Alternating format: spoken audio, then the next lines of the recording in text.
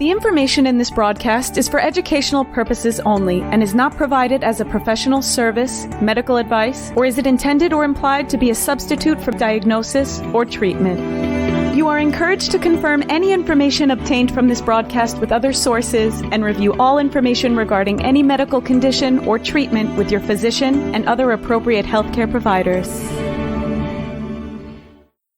Hi, I'm Pete Levine.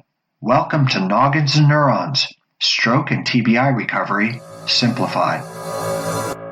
I'm a clinical instructor and clinical researcher. I've co-authored dozens of scientific journal articles about brain injury recovery, and I'm also the author of the book, Stronger After Stroke. I'm Deborah Battistella, occupational therapist, creator of the OT's Guide to Mirror Therapy, and an OT educator. I have a lot of experience working with survivors. Most of my clinical practice has been in a certified stroke center. Pete and I are especially interested in talking about what rehab, neuroscience, and clinical research all have to say about the brain and recovery. But don't worry, our job is to make this stuff simple. We're here to make it so that everyone, clinicians, clinical students, caregivers, and most importantly, the survivor, understands what it takes to leverage their great neuroplastic brain for recovery.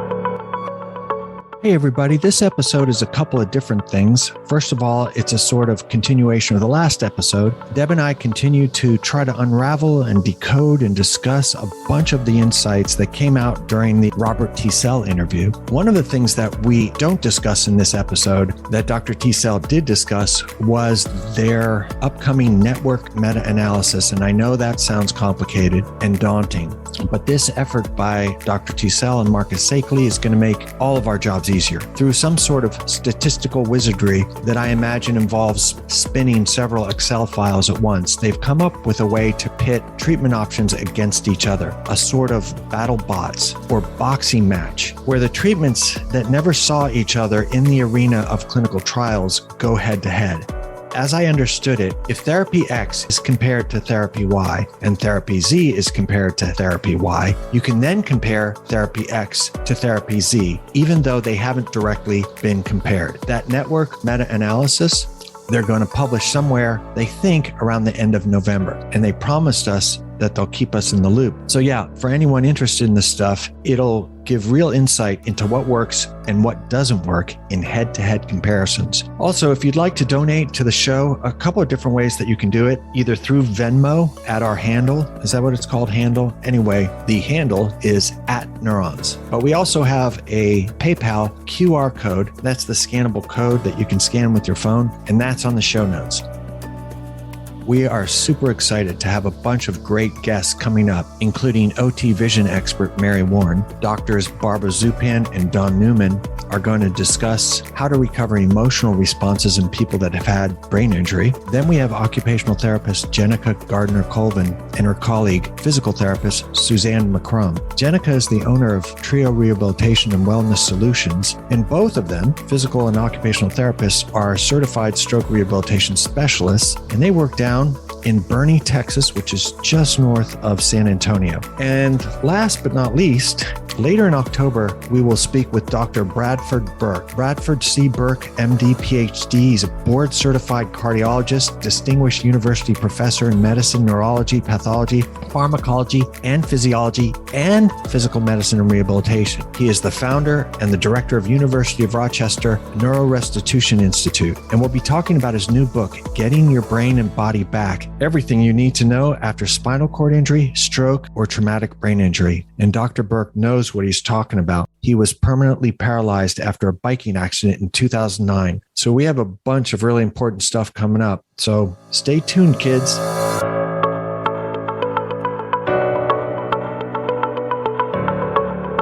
an easy question for you to answer from J.E. She is wondering, is there ever a time when spasticity turns itself off? Yes, there is a time when it turns off, and that's when they're sleeping. Then that had implications for things like a splint that you can't get on when they're awake, you might be able to get on when they're asleep. So my wife, this was another joke I used to tell in my talk. So my wife would say, yeah, I know about the splinting. And sometimes I would sneak into their room and I'd be very quiet. I wouldn't want to wake them. And then I would put the splint, and she's a PT, so it was probably something on the lower extremity, a boot or something. And then I would sneak out. But that's not ethical, right? So I'm like, maybe I should report you to the state board, Isla. But no, I think as long as you ask permission first, and every clinician that I told that joke to, they go, just ask first and you're good. So you can do it if they're sleeping. And truly, if you want to get a real perspective on the amount of spasticity that they have, then it's good to do something like the modified Ashworth, which is a test of spasticity while they're sleeping, because that'll give you a true baseline.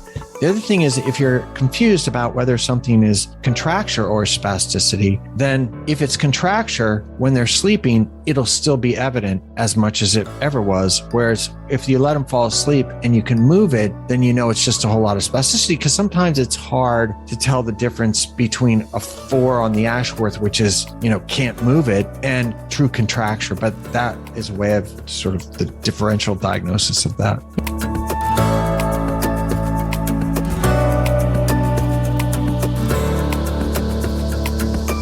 In the American healthcare system. By the way, Dr. Teasell was really hilarious about this, because the average length of stay for a person with stroke in the United States, it's 17 days, whereas in Canada, in just about every place in Europe, it's 30 days. And he called what we do rehab light, I think he called it. They're kind of like Bud Light, but it's rehab light. So that wasn't good. But these transitions, this reminds me of a question that you asked, Dr. Teasell, which was, what about the transition from clinician to home, and all the other transitions from hospital to rehab hospital to skilled nursing facility to home, and then discharge from that. And then you cordoned him off and you sort of forced him to answer the question because you thought it was really important. And he came up with this idea of a handoff. Mm-hmm. Are still the real leaders in that area. But what they were able to demonstrate was that, if the same therapist treated the patient in the hospital and then treated them at home, that same therapist, they got much better results than if they did a handoff to another therapist, right? And if there was no handoff, just a written note, they actually did a little worse. And so overall, early supported discharge came back positive, because the specific studies that looked at that therapist continuity throughout had such positive results that it carried the rest of them, all right? And it speaks to the importance of continuity of care. It's a really cool idea that showed up in that study, and I think is something we all intuitively know but don't practice very well. We do have a lot of outpatient therapy in our center, and we do a lot of the rehab in the patient's home. We have a special program for that does the full rehab in the patient's home, or they come to the hospital, one or the other. And we've been working on this idea of a warm handoff to try and incorporate, because I think it's too much of a paradigm shift for us to have the same therapist managing patients in the hospital and in the community. And that's just too much for us to get our heads around. We're not there yet. But we do this thing called a warm handoff, where, the therapist that's going to be managing in the community may come in for a day and study how they're doing near the end of their stay, and can just easily then pick up. And it's interesting because we've had, in the system that I used to work for, we had many meetings talking about how to be more consistent with care communication among therapists at the different levels of care. And I think that's one of the biggest problems is therapist communication among each other. When the person transitions from hospital to, let's say, skilled nursing, and from skilled nursing to home, and then the thing he sort of didn't talk about is the one that you were talking about, which is translation from home care to the rest of your life and the home exercise and all that. So it's great because it smooths the rehab transition from rehab facility back to home. So the home care therapist goes and meets the therapist that they're going to take this handoff from. And they get to see the kinds of exercises they were doing, the equipment that they're interfacing with. And gives imagine, all of a sudden hi, it's PT. I'm here to treat you. Oh, wait, I'm not even dressed yet. It's PT. I've come to help you. Yeah. Well, I don't know who the hell you are, first of all. But if I saw you in the hospital and you were talking to my therapist, and my therapist and I kind of got along, maybe we can get along as well. So that's the idea. And I think that's great. And why don't we do that, Deb? I think it's a great idea too. And I don't know why we don't do it. And he said that the survivors have better outcome when there's that handoff that occurs. I think our argument would be we don't have the time for that. We don't have the resources, just speculating. Yeah. Well, it always comes down to time, resources, the culture.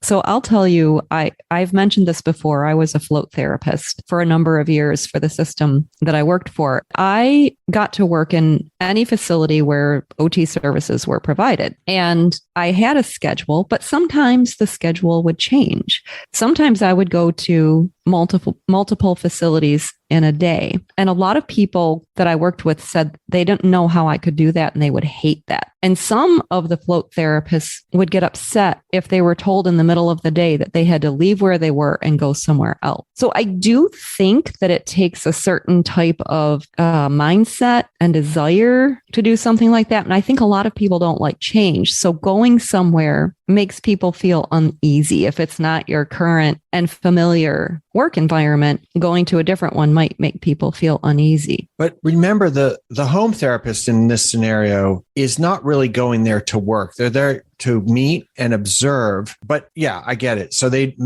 all of a sudden I have to go back into a hospital and I'm a home therapist. Maybe I'm not that comfortable. Mm-hmm. Yeah. Maybe with COVID, it makes it even harder. So yeah, I can see that. I have a story. So I live in this community that is mainly older adults. And one day I was happily working from home here. My doorbell rings and I go to the door, and before I even do anything, the person's hand is on the handle and they're opening my door. And I have cat-like reflexes when I need to. And I blocked the doorway and I said, "May I help you?" Hello? And she assured me that she was there for the appointment with me, but I was not the right person for her to see. So some of these people, some of these healthcare providers take their liberties a little too much. Oh, I see where you went with that. I see. Okay. Yeah, I had an experience. So we had a visiting nurse come in to do a treatment for my wife, and I come to the door and I was like a little disheveled and I had my baseball cap on backwards, and we lived in a very nice neighborhood. She gave me this look like I didn't belong there, but she did. I was like, "What up?" "Oh, yeah, come on in. My wife's in the other room. Go ahead." Never introduced herself. No. Yeah. So, yeah. So anyway, was there a point to any of that? Just the importance of communication, and that warm handoff might avoid some interactions like we had. I see.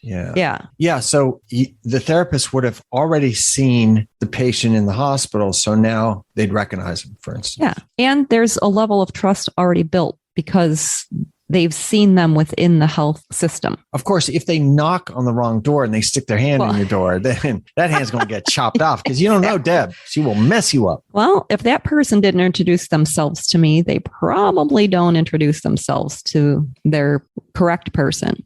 Yeah. So unlike pulling out a mirror to do a new kind of therapy that's a primer, this is a little bit more sophisticated, because what's being asked for is synergy between a clinician who works for company A and a clinician who works for company B. So it's a little bit harder to do, but boy, that would be really a good thing to do. Yeah. The other thing that he brought up during that part of the conversation was these reevaluations that get done and how that's a little redundant for patients. And I understand why we do them in our particular system. But when he was talking about that, it made me think about how sometimes healthcare providers think that patients aren't that smart, and they are smart, and they know that things are being repeated. And I've had people say to me so many times, "You're the third person who's asked me those same questions." I know, I'm sorry. It's because it's how we do it. But how much more would we get out of them or from them or see their capabilities if we weren't annoying them?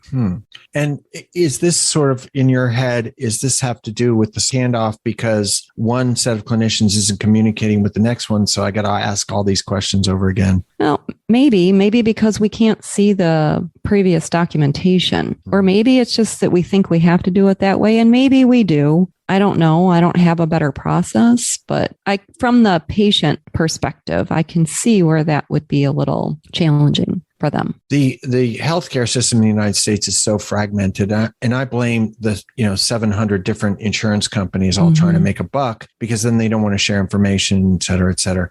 By the way, we just got another comment on the Facebook page. Can I read it to you and see if we can we'll take like a little recess from what we're talking about. So this is from MW, and she is not going to be coming on our show that I know of, so I'm not going to mention Not yet, but we might drag her in. All right, so here we go. MW says, what are some of the best, excuse me, MW. What are some of the best evidence-based assessment tools for identifying coordination improvements related to arm function? Ooh, I can help that. I'm in an outpatient clinic right now. I'm using the 9-hole peg test, finger to nose, and rapid alternating movements to objectively look at coordination. But the 9-hole peg only looks at one aspect of using a hand, and the other two just identify the presence of the deficit or not. I find myself making progress with patients' abilities to use their arms functionally, but that can't necessarily objectively prove it. Thank you for your thoughts. Well, I'll tell you something, MW. I know that Deb has some things to tell you, but I did 12 years of assessments of the upper extremity, and I can tell you a thing or two as well. So, Deb, what do you want to talk about? I want to hear you talk. Well, I want to hear you talk. Okay. So, look, here's one, the box and block. Super simple to do. They transfer centimeter by centimeter blocks from one part of the box to the other. I'm sure you've heard of it, MW, so I don't need to go over it, but it isn't a simple one to do. But what it measures is grasp and release, and that's pretty important. I'm wondering what finger to nose means, because in the Fugl-Meyer, at the very tail end of it, we do the finger to nose 5 times as rapidly as possible from knee to nose. 1, 2, 3, 4, 5. We time it, and we do the if you don't mind, the good side, and then we do the bad side. And there's a score for the discrepancy in how much slower the bad side is than the good side. There's a score for what's called dysmetria. How far off the target are you? And that changes the score. And then the other thing is, when they're coming up, is it straight to the target? And I'm showing sort of, what would you call this? Like a Parkinsonian kind of thing where intention tremor. Yeah, it's a tremor. And as they get closer to the target, it gets harder for them to find the target.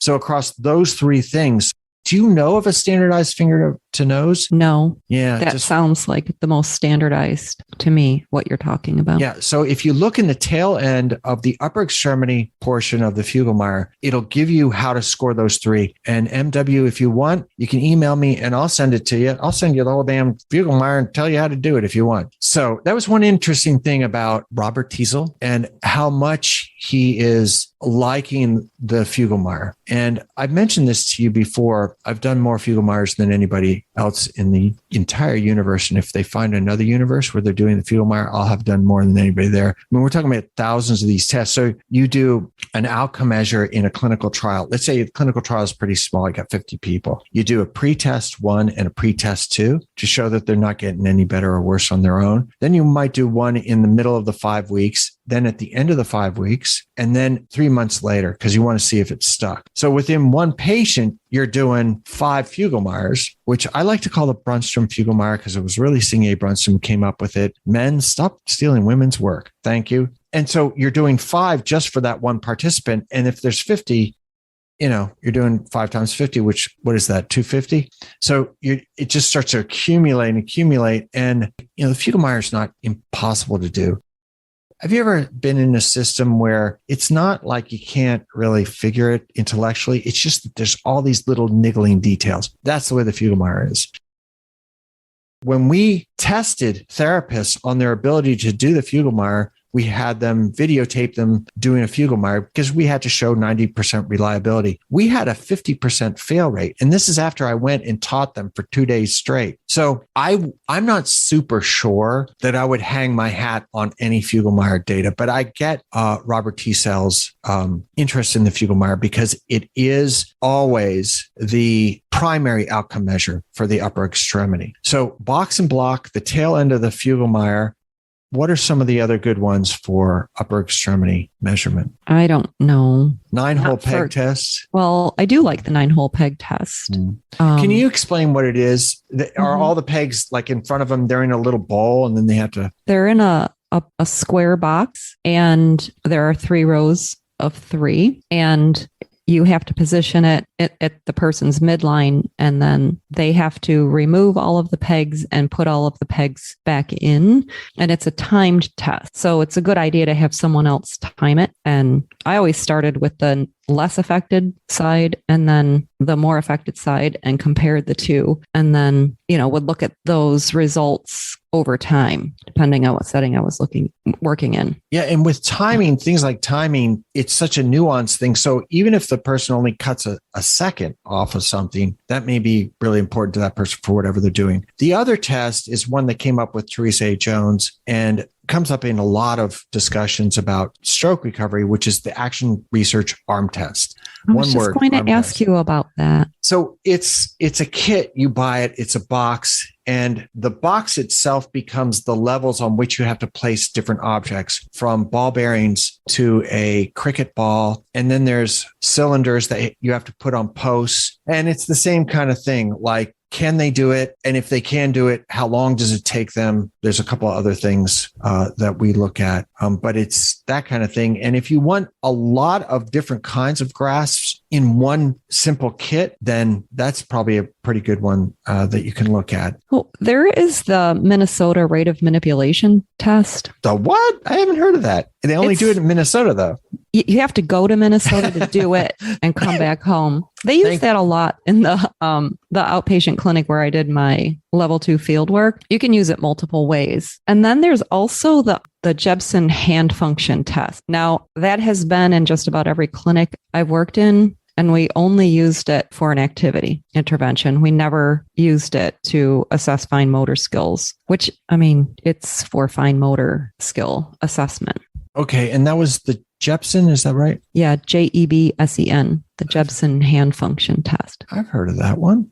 Mm-hmm. And hang on one second, because I'm just going to go over some of the nuances for the Action Research Arm test. Okay. It's a score of 3, 2, or 1. And a 3 is the task is done normally, and it has to be done within 5 seconds. So one of them is you pull a cylinder off of one post and you put it on another post. A score of 3 would be it looks normal compared to the unaffected side, and takes them less than 5 seconds. A score of 2 is given when the task is completed, but either with, quote, great difficulty or takes abnormally long. And abnormally long is 5 to 60 seconds. The great difficulty, I hate when they ask for judgment calls in these tests, and they do it all the time. But you can look, you're just really looking for intra-rater reliability that you agree with yourself. So just come up with what you think is great difficulty. Are they maybe hiking their shoulder up, and that becomes a score of 2. Oh, and the great difficulty, they say abnormal hand movement, the use of a wrong grasp, the elbow doesn't flex as it's supposed to, use of substitution kinds of movements. And a score of 1 is given when the subject partially completes the task within 60 seconds, regardless of the quality of the hand and arm movement. So there's a little nuance there, but all of these instructions are available. I think they may be part of Teasell's EBRSR someplace.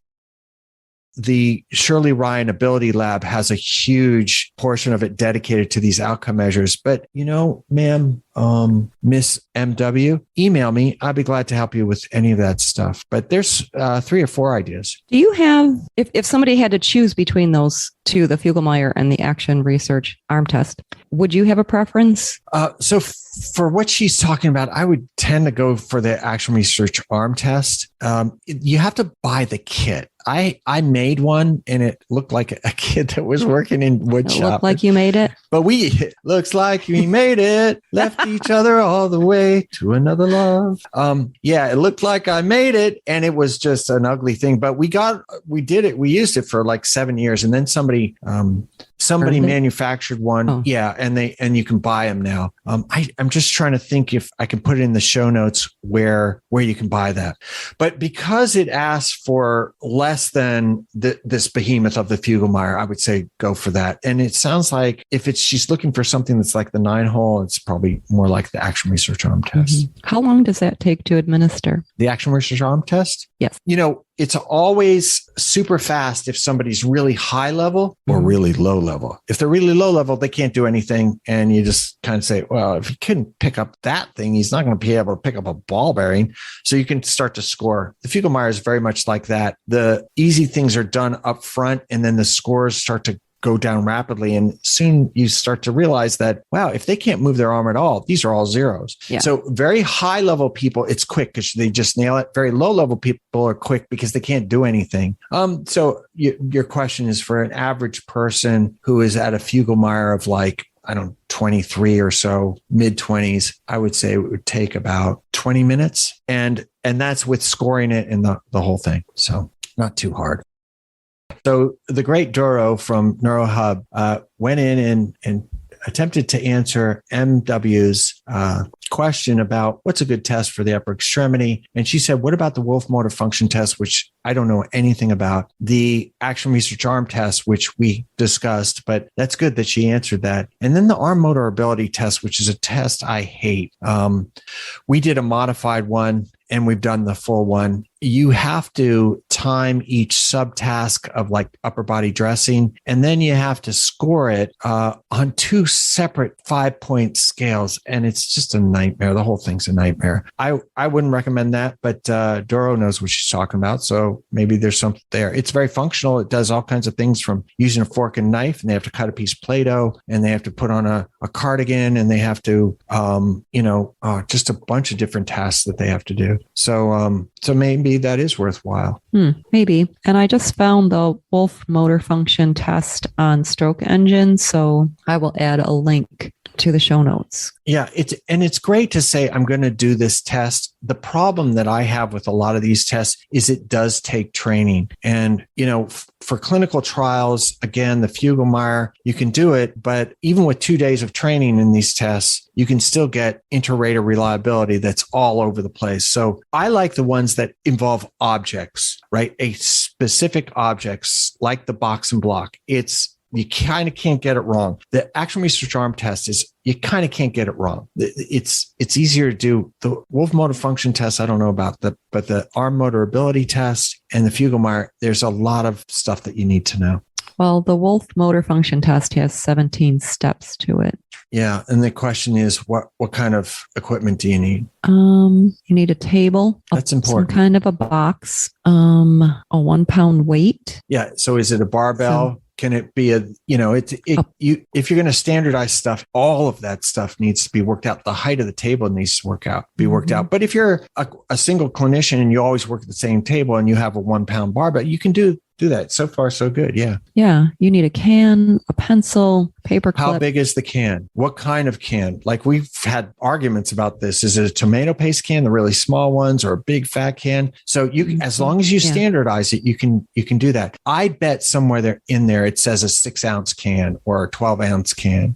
Sorry to keep you interrupting. What are some of the other things you need? Checkers, 3 cards. Playing cards, I would imagine. Yeah. You have to check their grip strength, so you need a dynamometer. Oh boy. You have to be able to turn a key in a lock, so you need a key and a lock. A towel. That they can access in sitting, because if they're in a wheelchair, you're not going to be able to do the upper extremity if they're standing. Sorry, a towel. A towel. It doesn't say what size towel. And then they have to be able to lift a basket in standing, so they need to pick up a 3-pound basket from a chair by grasping the handles and placing it on a bedside table.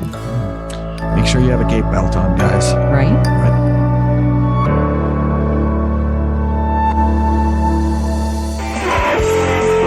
Hey, everybody. I wanted to talk to you about something that's really important. recovery from brain injury. Since 2016, I've been doing consultations with stroke survivors and survivors of other forms of acquired brain injury. I get together with them on Zoom for about 45 minutes to an hour, and we have a good long chat about how their recovery is going, where they are in the process, what their ambitions are for their recovery, and what's holding them back. Often a caregiver is also in the meeting, and sometimes clinicians show up. Anyway, we end up talking about anything under the sun that's involved with their recovery. And then I take a few days, do the pertinent research, and email them back a sort of recovery manual dedicated to their specific recovery. Often it's stuff that comes straight out of neuroscience and neuropsychology and emerging technologies. I email that manual back to their survivor, and every one of the suggestions in the email has clickable links to more information.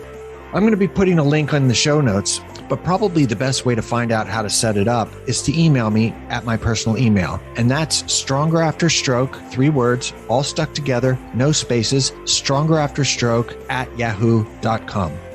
You don't have to email me anything. In fact, all you have to do is write consultation in the subject line, and I'll email you back with how to set it up. It's that simple. StrongerAfterStroke@yahoo.com. So let's get together and jack your recovery up. That's right.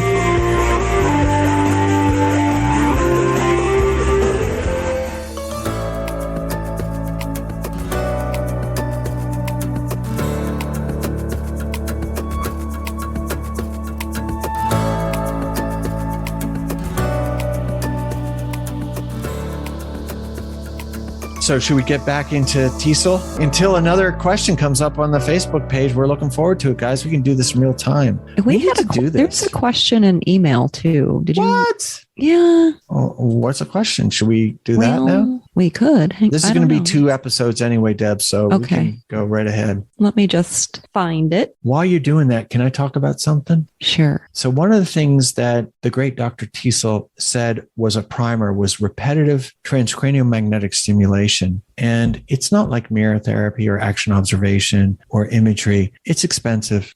I think you need at least 60, 70 grand for a cheap new one. Repetitive transcranial magnetic stimulation. This is non-painful. It goes right into the brain. And it's 3,000 to 5,000 magnetic pulses over a period of about 20 minutes. So yeah, that's a different basket of things. That and direct electrical stimulation to the brain, which is a surgery. Then let's separate those out. I wish he hadn't stuck them together, but it was his ball game and he's the expert. So they do go together in that they do prime the brain, but probably not the same in terms of the training that you need for it. And also the fact that they involve really expensive machines and or surgery. Yes. And he did talk about less expensive brain priming activities and how simple they are to create and use. Right. And he talked about he went to the Far East. He did a talk on this, and there were really good clinics in the cities, but in the country, they didn't have anything. And somebody said, well, I can't do this because we don't have a lot of money. And he said, can you buy a mirror? Yeah. He did say that. Mm-hmm. So did you find the question? I did. So I think it's an easy question for you to answer. And it's from J.E. And she is wondering, is there ever a time when spasticity turns itself off? And she acknowledges that it may have been addressed in the podcast episode on spasticity and apologizes if that was missed. Yeah. And I apologize if I didn't. I think we talked about it and I forgot to really nail it to the wall. You know what? I think we did that in one of our, it wasn't in that episode. I think it was in one of our review episode when we started talking about what we've done so far. And I think you mentioned it then.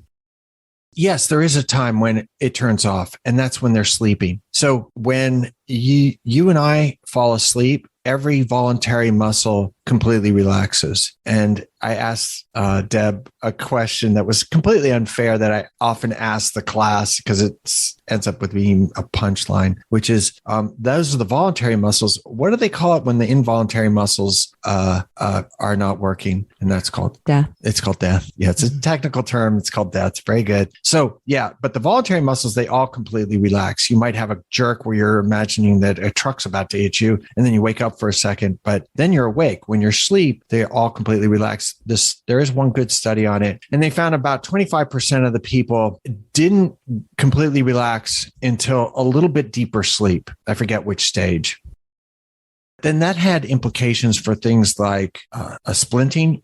A splint that you can't get on when they're awake, you might be able to get on when they're asleep. And truly, if you want to get a real perspective on the amount of spasticity that they have, then it's good to do something like the modified Ashworth, which is a test of spasticity while they're sleeping, because that'll give you a true baseline. The other thing is, if you're confused about whether something is contracture or spasticity, then if it's contracture when they're sleeping, it'll still be evident as much as it ever was. Whereas if you let them fall asleep and you can move it, then you know it's just a whole lot of spasticity, because sometimes it's hard to tell the difference between a 4 on the Ashworth, which is, can't move it, and true contracture. But that is a way of sort of the differential diagnosis of that. Yeah. So they want to be able to take advantage of that time when there's minimal spasticity. And I think it's kind of hard when somebody's sleeping, because you'll wake them up and you need them to be awake to participate, unless, of course, you just want to apply the splint. Am I thinking about that correctly? Yeah. Well, so my wife, this was another joke I used to tell in my talk. So my wife would say, yeah, I know about the splinting. And sometimes I would sneak into their room and I'd be very quiet. I wouldn't want to wake them. And then I would put the splint, and she's a PT, so it was probably something on the lower extremity, a boot or something. And then I would sneak out. But that's not ethical, right? So I'm like, right. Maybe I should report you to the state board, Isla. But no, I think as long as you ask permission first, and every clinician that I told that joke to, they go, just ask first and you're good. So you can do it if they're sleeping. The Ashworth is going to probably wake them up, because you remember the entire range of motion has to be done within 1 second. And so you're going to be moving them rapidly, and that might very well wake them up. And then you're going to get a very different score. So, but can you repeat the question? Because did we get all of it? I think we did. Is there ever a time when spasticity turns itself off? And then they would like to know, because if there is ever a time when someone's spasticity is minimal, they would like to take advantage of that. Yep. Okay, good. I think we did answer that. But yeah, come back with a follow-up. Can you give us the initials of the person? J.E. J.E. Mm-hmm. Come on back. Thank you, J.E. Thanks. That was a good one. Mm-hmm. We still have a couple of survivors who have questions and want information on topics that I think deserve an entire podcast episode. Not a whole podcast episode. Hey, Deb, when you sometimes say, my brain wasn't there, my brain just wasn't there. I'm going to start adopting that same voice. I'm sorry, but I wasn't there for a second. Can you repeat that? So these are questions that somebody asked. Is that really what I sound like? Well, yeah, you're kind of innocent. You're like the innocent little girl in the back. I'm sorry, Miss Jones, but I was not listening. So I'm admitting I wasn't listening. So what was it that you were like? What I was trying to say. Yeah. What was it that you were trying to say? So somebody asked a question, but you would want to do a whole episode for it? Yeah, we have a couple of survivor questions, concerns, and I think that their topics deserve entire episodes. Wait, do you have a list of these questions? In my head, I have 2 of them. One is on vestibular and one is on... Oh my God. So, she's making a flapping. It's she's doing it's a mime thing where she's trapped in a box. The thing that ataxia. Ataxia. The thing that happens when the cerebellum is affected. Yeah. Okay. Yeah, ataxia. Wow. That was hard. And those are, I'm not an expert on either of those. Ataxia, we're talking about like a cerebellar ataxia. Yeah, that would be interesting. I'm doing a consultation with somebody who's had a cerebellar stroke here and next week. So yeah, that would be a good one to do. And the first one was vestibular, like loss of balance issues. Yeah, that also would be good. But I think we would need to research on both of those. I know I need to research, and that's all I'm going to say right now. So, yeah. Anything else about the EBRSR or Marcus or Robert, what they brought up? Yeah. Going back to the primer thing and how therapists are hesitant to use them. I know that in the United States, probably elsewhere, there's a huge focus on function. And I know in occupational therapy, we are all about occupation-based interventions. Like we should be using occupation-based interventions. But the reality is in stroke rehab, we need to use some of these primers. So I just wanted to acknowledge that because I do think that it is a struggle for people depending on the setting that they work in. And so I think that it's important to come up with a strategy or a plan for implementing these primers. And I did write a blog article on creating a home program and how to do that starting from admission into your care. So if somebody is inpatient rehab or even outpatient, you can adopt what I wrote to know how to implement something. And so it's got, I think, 5 different steps for what to do to kind of guide therapists in creating something with the patient so that it is client-centered, and then developing it over time and moving them towards independence or supervision, and then not taking up clinic time to use those primers, and then having more time in the clinic to focus on function or whatever other areas need to be addressed. So this is on you have a blog? I wrote 3 blog articles on my website. There's 3. Oh, okay. And you're just broadly, is there something that you can Google to get to your website? Yeah, you can just type in creative concepts and occupational therapy, and it will take you to my website. And at the bottom of the page, there are 3 blog articles. I've really been busy. Yeah. Well, it's the beginning of school year, so you're off the beginning of my life, I guess. Yeah.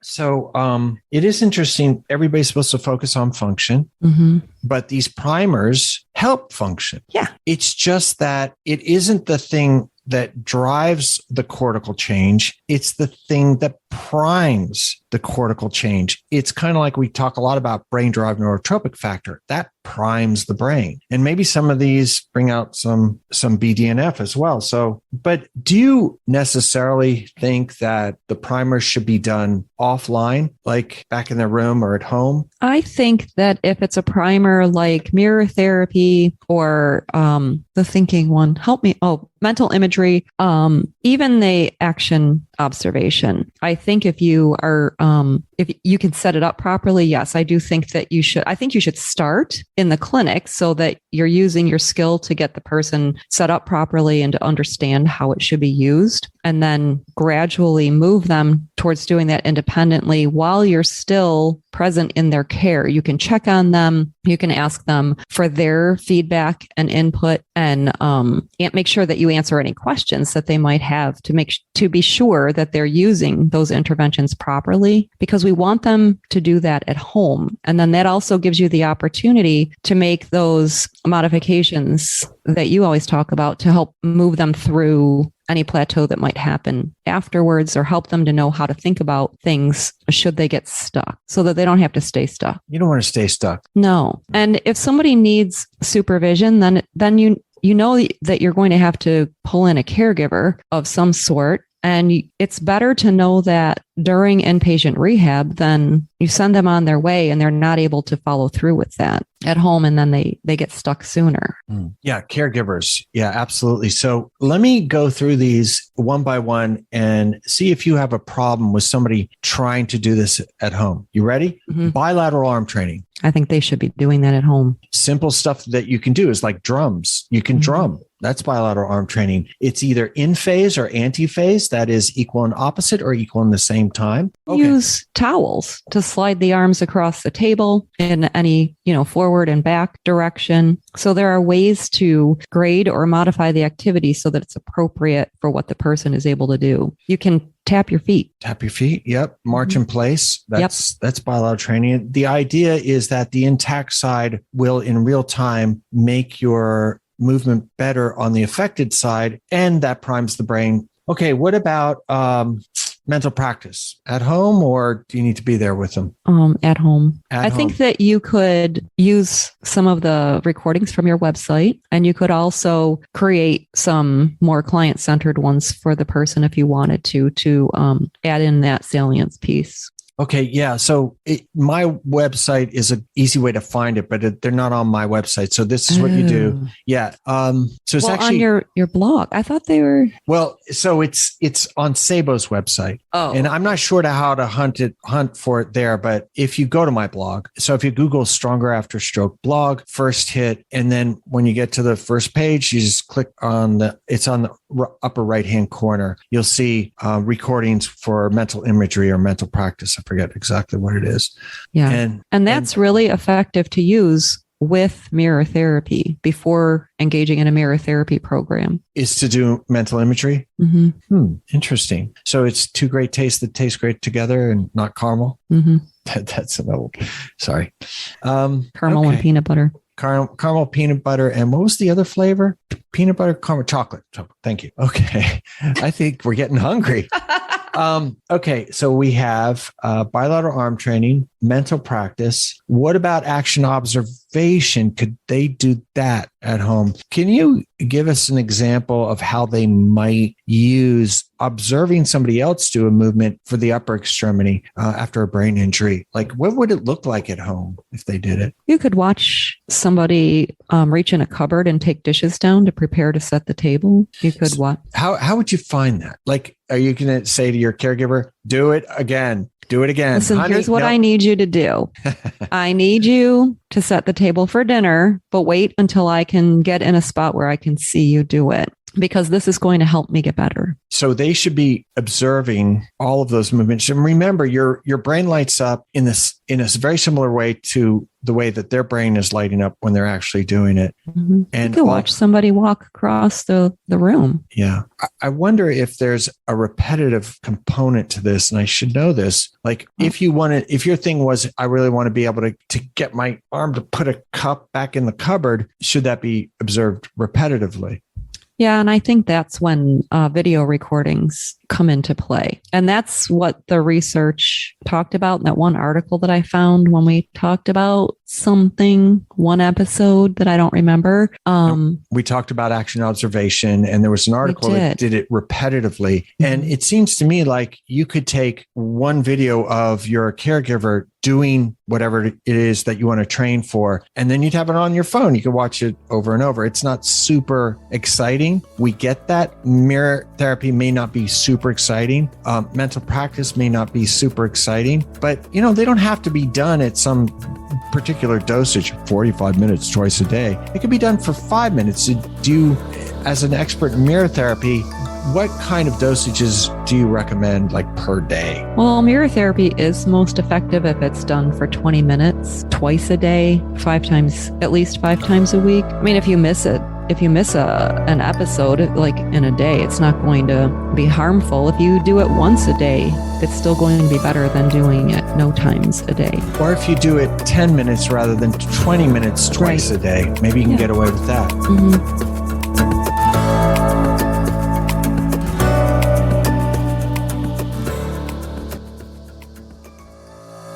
Hey, Pete, you know what's great about podcasts? Well, a lot of things. You have a world of different options. You can fast forward through stuff you don't like, and it's all on your phone, so you can listen to it while you're driving or exercising or doing chores around the house. Well, that stuff is pretty cool, but that's not the most important thing. Wait, what do you think is the most important thing? That when you listen to the radio, all you get are ads. Even NPR shuts down for, it seems like, weeks to beg for money. Oh no. Uh-oh, what? We're about to do the same thing. You know how much work we put into this, the research, the endless technology hoops that we have to jump through, the websites, the equipment, the editing. We just need a little help. Well, how can people help? Through Venmo. We have a Venmo account, and any little bit will help. Our Venmo address is @Neurons, because of course it is. @Neurons? How much do you think people should give? About $1 million. Come on. Okay, like $500? Are you serious? $50? Let's just put it this way. Every little bit helps. If you want to support Noggins and Neurons' effort to simplify the best of neuroscience and rehab science for brain injury recovery, Venmo $1 million to @Neurons. And here's some good news. 20% of everything we get will go to the Brain Injury Association of America, which helps individuals who've had a brain injury, family caregivers, and the professionals who help create a better future through medical research and treatment.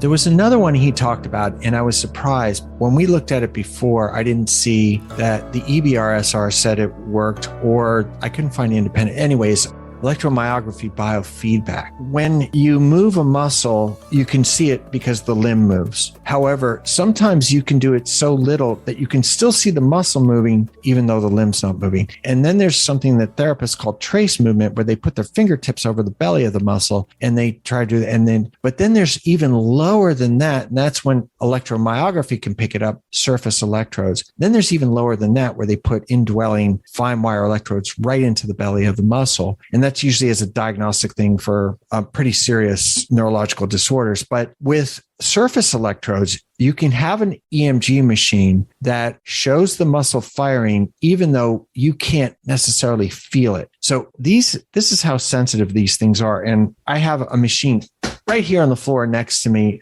company Zynex, that does EMG-based electrical stimulation machine. And it will pick up you thinking about a movement. Remember, in mental practice, when you think about a movement, the muscles fire in the same order and the same duration as if you actually do it. That muscle firing, even though you're not really moving, just the thinking of the movement can be picked up by the EMG. So the beauty here is you can start to do repetitive practice before you can, quote, move. Your brain is being activated and your muscles are being activated in some way.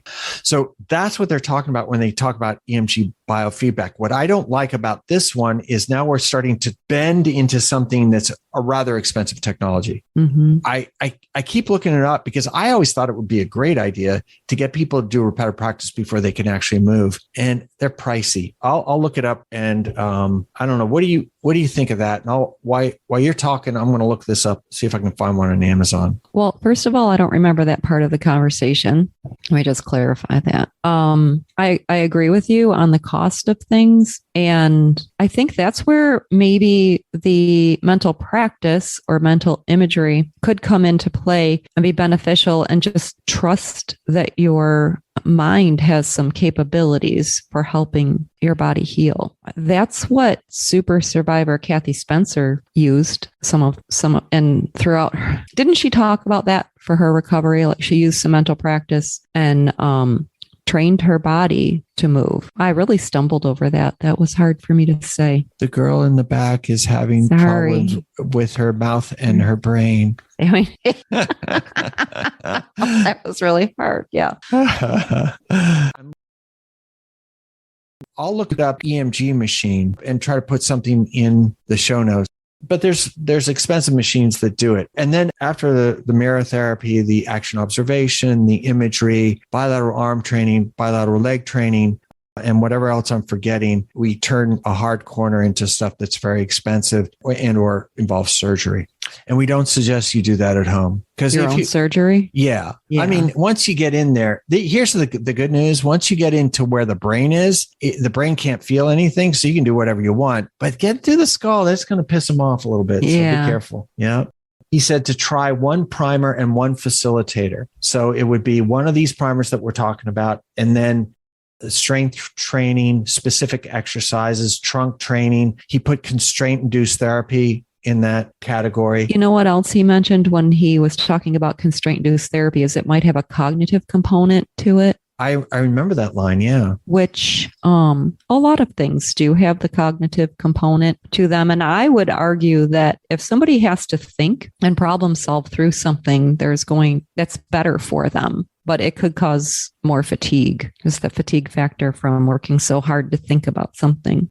I think I'm trying to figure out if there's anything I'm missing on my list of things to do. Well, the facilitators, now that you brought that up, we should probably mention that, what that is. So were those the two categories? We had the primers and the facilitators, and then there's this other category of going after things that were like pain and spasticity. And that was sort of a different issue. But yeah, because he said that those are often addressed with pharmaceuticals. Yep. And it was funny. It was an offhanded sort of swipe at Allergan, the company that makes Botox. He goes, yeah, they got a big brother there that's really pushing things. Yeah, it's Allergan. I like it when people in high level positions make those little comments. Yep. We all know what's going on. Mm-hmm.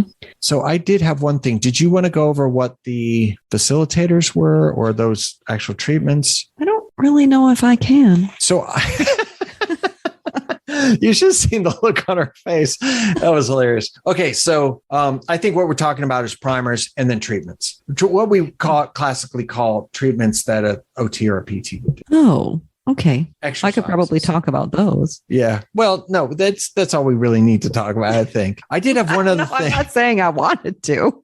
Okay, good. Then you're off the hook. The other thing was, I don't know if you remember the discussion about in the EBRSR, the bullet points, what may not, and mixed, and those kinds of things meant. And I wrote it down from what Marcus, so this was Marcus talking, and he said, if the intervention that's the experiment, like let's say, I don't know, Easton versus the standard of care, if it beats it 66% of the time, he said they would use the word may or can. So this kind of was interesting to me because remember when we talked about the upper extremity, the only thing that hit the threshold of can, the only one where they used the word can was mirror therapy. But he said that didn't matter. Yeah. Which I thought, then use one word or the other. I mean, don't confuse it. I'm like, it says can, so it must be something else. He sees no distinction between can and may. So if it's may, 66% of the time or more, that intervention beats the standard of care. If it beats the competition someplace between 50 and 66%, so that's half to 2/3, they call it conflicting or mixed. And if it beats the competition less than 50%, then they say it may not. So just so you know where that breaks down, and I don't know, I should put that in the show notes because I know I'm going to forget about it, but gosh. And then, sorry, one other thing. So what was it? The network, the thing that they were working on. I knew I was going to forget this word. I don't know because I didn't get to listen to this part 2 yet. Oh, I mean, I guess I could have the unedited version, but I never know what's going to stay and go. Okay. So, well, I don't cut that much. Do you find that I cut that much? I have no idea. I cut, so like a lot of people, so when I get that, I get rid of that. Oh, like stuff. when I fumble over my words. No, you leave those in there. Do I? You do.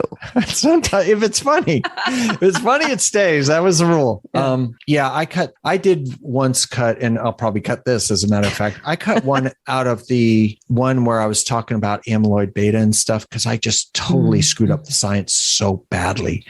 And I've cut a couple of your things where I think I've taken out a couple things where it was like, that doesn't feel comfortable. Yeah, whatever. But typically I tend to leave just about everything, but sometimes I'll do this truncate silence where there's long gaps of silence. But trying to think if there's anything else that we should talk about. Can you think of anything, or should we let the people go? Well, I had a thought when you were just mentioning the previous thought. The girl. And I don't know what it was. Oh, it was with the different percentages and what means conflicting and doesn't or does. That's why I think that it's important to look at the individual studies. If it's something that's conflicting, then look at the studies and see what they're looking at, because not all studies are designed the same and they're not testing the exact same things against each other. So that's how I look at the conflicting ones now that I've learned a little bit more. Okay, yeah. So you can always go into the original studies and see what's there. Yeah, that's all I got. Click Facebook off. Just get out of there. Wait, there's one more. Just kidding. Kids, don't forget to join the Facebook group. Be part of the conversation. Don't be a wallflower sitting on the side just listening. It's a little creepy. Come on in. And other than that, try to have some fun. Yeah, thanks for listening. Okay, guys, thanks a lot. Go have some fun.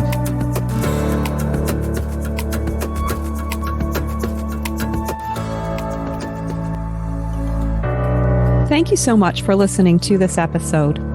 We appreciate your support and would love to hear from you. Ask us questions and share your thoughts by email at NogginsAndNeurons@gmail.com. That's Noggins, the word and spelled out, neurons @gmail.com. If you like what you heard, please share this podcast with others you think will benefit.